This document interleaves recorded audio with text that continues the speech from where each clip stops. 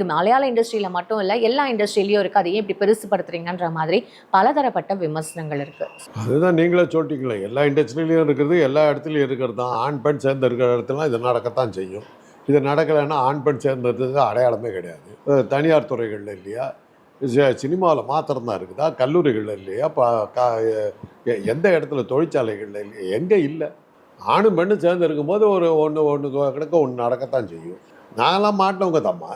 வாழை இலை மேலே முள்ளு பட்டாலும், முள்ளு மேலே வாழை இலையே போய் பட்டாலும் வாழை இலை தான் கிழியும். அவ்வளோதான் பாயிண்ட். இதை நடிகைகள் புரிஞ்சுக்கிட்டாங்கன்னா சரி, அவ்வளோதான். இப்போ அந்த நடிகைகள்லாம் அப்படி படுத்துருந்தாங்க, ரைட், அந்த தகவலாம் வெளியே வந்துருச்சு. அதனால் நாட்டினுடைய முன்னேற்றங்கள் நின்று போச்சா? ரயிலெலாம் நின்று போச்சா? பிளேன் ஓடலையா? இல்லை ஊருக்கு போகிறவங்களாம் இப்போ ஊருக்கு போக அப்படி இது பண்ணிட்டாங்க. வேலைக்கு போகிறவங்களாம் அப்போ ஐயோ இப்படி ஆகிடுச்சான்னு வீட்டில் உட்காந்துட்டாங்களா?